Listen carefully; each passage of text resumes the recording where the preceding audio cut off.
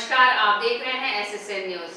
पूर्वी सिंहभूम जिला प्रशासन की सुस्त कार्य प्रणाली और धीमी गति से चल रहे विकास कार्य के कारण लोगों को हो रही परेशानियों के खिलाफ आज जमशेदपुर पूर्वी के विधायक सचिव राय ने एक दिवसीय धरना प्रदर्शन उपायुक्त कार्यालय के समक्ष दिया। उन्होंने मीडिया से बातचीत में कहा कि कई ऐसी योजनाएं हैं जिसका टेंडर भी हो चुका है, लेकिन उसको अभी तक शुरू नहीं किया गया है।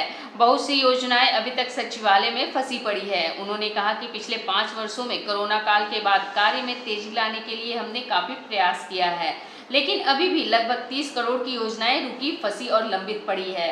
श्री सचिव राय ने कहा कि पानी, बिजली, सड़क, साफ सफाई सहित कई ऐसी योजनाएं हैं जो आधे अधूरे में लटकी पड़ी है और आम जनता हमसे पूछ रही है कि कब तक पूरा होगा। उन्होंने बताया कि जब हमने उपायुक्त कार्यालय के समक्ष धरना प्रदर्शन की बात कही है, 1 अक्टूबर तक हमारी बातें नहीं मानी गई तो हम धरना देंगे। तब 30 सितंबर की रात में एक चिट्ठी मुझे मिली है जिसमें रोड और पुल के निर्माण का ऑनलाइन उद्घाटन मुख्यमंत्री 4 अक्टूबर को करेंगे।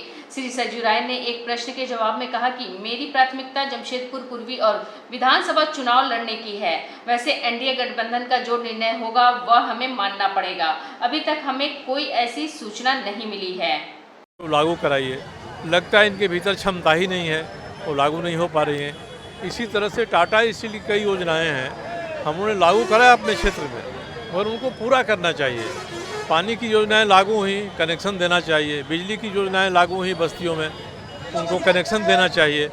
तो ये सब चीज़ें नहीं हो रहा है। अब चुनाव आ रहा है और 6 महीने से हम लोग कह रहे हैं कि आप इन योजनाओं को तेज़ी से लागू कराइए, चाहे योजनाएं टाटा स्टील की हों या योजनाएं जेएनएससी की हों, वो लागू नहीं हो पा रही हैं। इसीलिए हम लोगों ने कहा था कि 1 तक नहीं लागू होंगी, 1 अक्टूबर तक, तो हम लोग धरना करेंगे।